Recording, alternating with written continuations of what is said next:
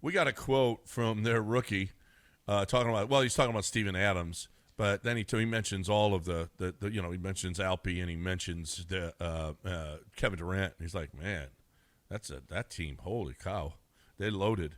But there's a Kevin Durant throwing it down. They double team Alpi. He kicks it back to Durant. He knocks down a three. Just so smooth. Listen, at the end of that game, I'm going to go get it was Kevin Durant scored like 7 points. That was a game that can really get away. That's a game that would have been close last year because they wouldn't have been able to score at some point. Mm-hmm. But with Kevin Durant, there is never that time. Toronto couldn't miss threes. They hit 5 straight, the Rockets still led at the half. The only reason, the Rockets really locked them down the last 4 minutes of the half. Like, they couldn't score. Toronto, the Rockets finally started to pick up the D. I'm not trying to be negative. I am going to say Ime Udoka is not going to be thrilled with some of the defense he's seeing from the Rockets so far this year. Their rotations, like this team scored 139. Trust me when I tell you that they could have won that by about 25. Like, if they start easily 25. If they start to defend like they can, stop leaving open three-point shooters so much, they got a real problem with rotations right now. They are not playing well defensively, and they still look – and this is the thing, is they're still really explosive offensively now with Kevin Durant and Alperen Şengün being, a different version of himself, more consistent version of himself. Yep. But Toronto shot threes. I got to see what they ended up at. I'm sure they're over 50. Yeah, they shot 52.5% from three, but the Rockets shot 43.3. Yeah. I mean, the Rockets right now are shooting at over 40% for the year from three. There's probably never been a Rocket team that did that. But the big victory for the Rockets. Look at the rebound totals, John. Look how bad do you have the box score in front of you? Yeah, I got it. Look at how big. I've never seen a win that big in the rebound total. 53-22. Yep. Holy crap. 31 rebound advantage. 31 rebound advantage, including 17 offensive boards for the Rockets to 4 for Toronto. The Rockets had 17 offensive boards. Toronto had 18 defensive boards. That's like almost unheard of. Incredible. And the big lineup, the Rockets are just big and long. No matter where, other than Reed Shepherd, pretty much everyone has size that comes into the game. It's interesting. Josh Okogie, he's a guy that Ime likes a lot. He contributes. I was like, what's the? I don't get it. What's the attraction here? And yet he just does some little things. He was 4 for 5 yesterday. He's in the starting lineup now. Instead of Reed, he's starting him, and it seems to be working out pretty good. But Steven Adams, I'll bet you every single game he's got a plus. He was plus 14 last night in just 20 minutes. Mm-hmm. Steven Adams is a difference maker. He does. You talk about 12 rebounds. He had a steal, a couple of assists. He was 5 of 6 from the field for 12 points.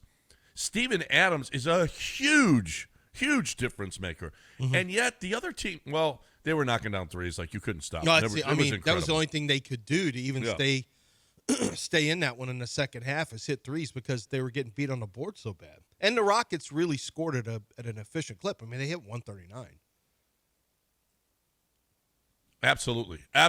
That was just, but here, okay, it's an 11-point game with just under 3 minutes to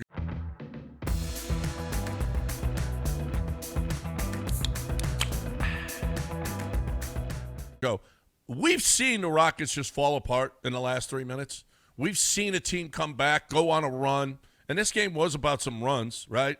Yeah, there were because of the three-pointers, yeah. 2:51 left. They're up 11. Kevin Durant makes 25-foot three-pointer. 2:32. Kevin Durant makes 2-point shot. 156. Kevin Durant makes 2 of 2 free throws. 7 straight points. It's over. It's game. And it's Kevin Durant. And that is. And then he hit another one with 1:15 left. and put him and they kept him. You know, at it's 18. not like Jalen Green never did that. Here's the difference: when the ball leaves Kevin Durant's hands, I expect it to go in.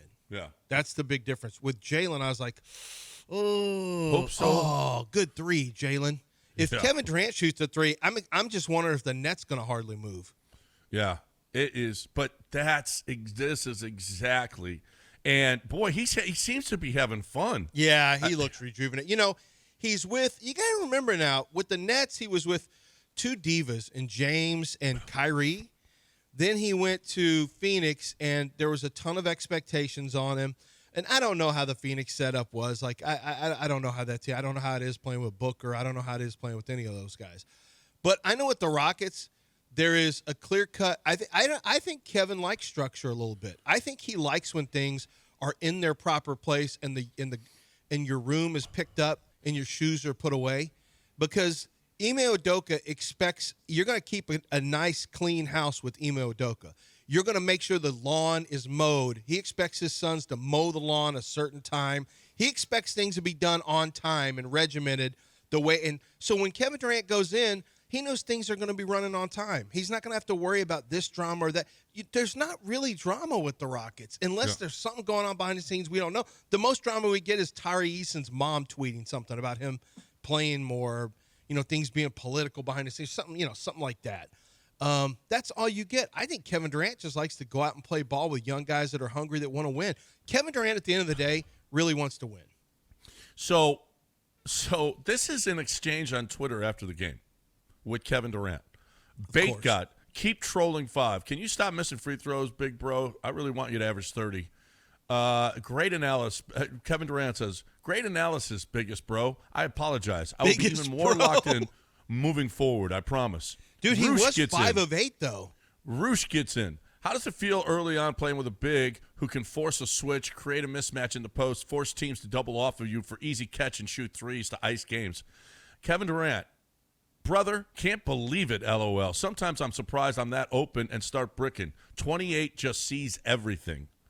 And then Roosh, hey, I love the two-man game, blah, blah, blah, blah. Exactly. We're figuring things out. It just seems like, you talk about it just seems like he's having fun. It just seems like he likes.